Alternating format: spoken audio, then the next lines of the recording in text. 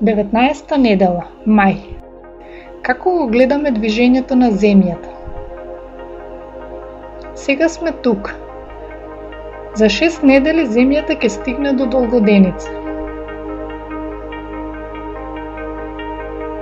Движењето на планетите зависи од нивната оддалеченост од Сонцето. Колку се подалеку, побавно се движат. Нашиот сосед Марс се движи побавно од Земјата. Брзината на Земјата е 107.000 км на час, а на црвената планета Марс 87.000 км на час. Отприлика на секоја втора година ние го пристигнуваме Марс. Земјата се поставува помеѓу Марс и Сонцето. Сонцето, Земјата и Марс се наоѓаат во линија. Кога Марс е спротивно од Сонцето, го гледаме Сонцето на југ напладне. На полноќ го гледаме Марс во спротивен правец. Земјата продолжува со својот пат, движејќи се побрзо од Марс. Затоа Марс секоја ноќ се покажува порано на небото. Се чини дека Марс и звездите секоја ноќ се поместуваат надесно, затоа што Земјата се врти околу својата оска. Во исто време Земјата го продолжува патот околу Сонцето, затоа што е побрза, секоја втора година го престигнува Марс. Нашата орбита е во иста рамнина со Сонцето и другите планети. На хоризонтот, бескрајно далеку од планетите, ги гледаме звездите и созвездијата од хороскопот. Наместо да гледате во хоризонтот, погледнете горе.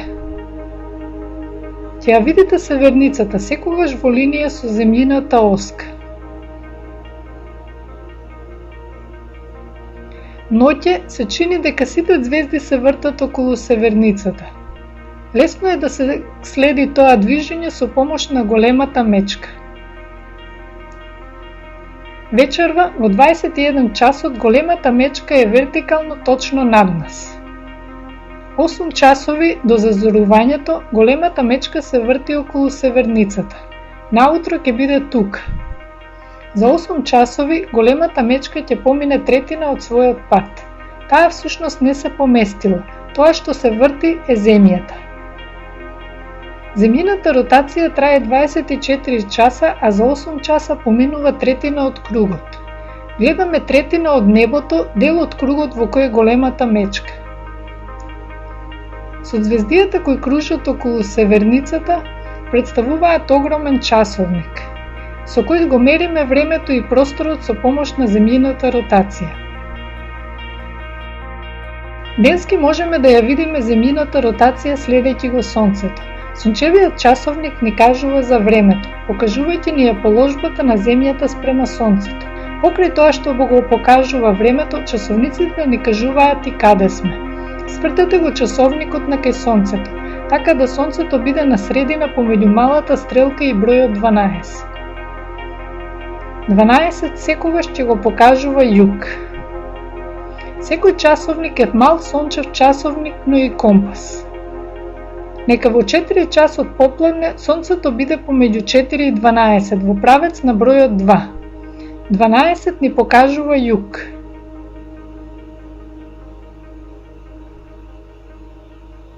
Во 6 часот навечер поставете го Сонцето помеѓу 6 и 12 на бројот 3. Сонцето е на запад, а 12 ни покажува југ.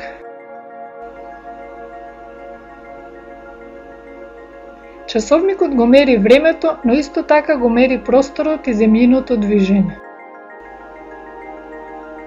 Дали Земјата се врти брзо или полека? Да ја замислиме Вселената во други размери, како модел смален на човечки димензии. Сонцето е големо како катедрала, а Земјата како фудбалска топка. Во тие размери, растојанието помеѓу Сонцето и Земјата е 5 километри, како топката да се тркала по периферијата на градот. На овој модел топката Земја се движи бавно. Потребен ни е цел ден да го помине фудбалскиот терен. Изведувањето на пенал од 11 метри би траело скоро 3 часови. Ротацијата на земјата околу својата оска е многу бавна. Само едно завртување помеѓу два гола. Земјиното движење треба да го замислиме како бавно движење низ Вселената околу далечното Сонце. За микроскопските суштества кои се држат на фудбалската топка, 100 метри кои топката ги поминува за еден ден представува долг пат.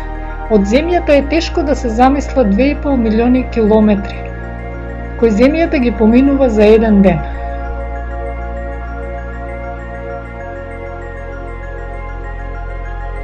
Секој месец, неколку вечери пред младата месечина, месечината повеќе не ја осветлува Земјата, туку Земјата нејза. Ако е на небото ведро, ќе ја видите лево од српот. Целиот месечев диск како бледо осветлен круг. Таа бледа светлина потекнува од Земјата.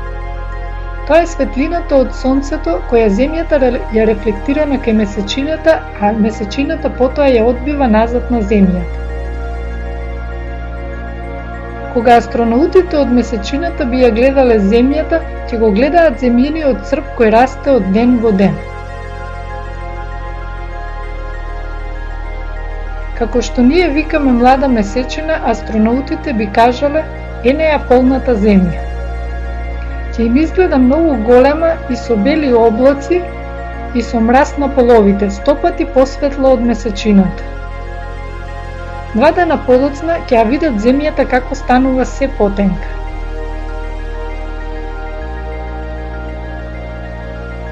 Повторно сме на Земјата.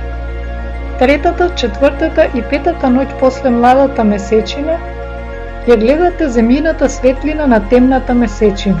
Кога ќе го видите тоа, сетите се дека тоа е одсеј од нашата планета. Одсеј од нашите бели облаци кои ги осветлува Сонцето.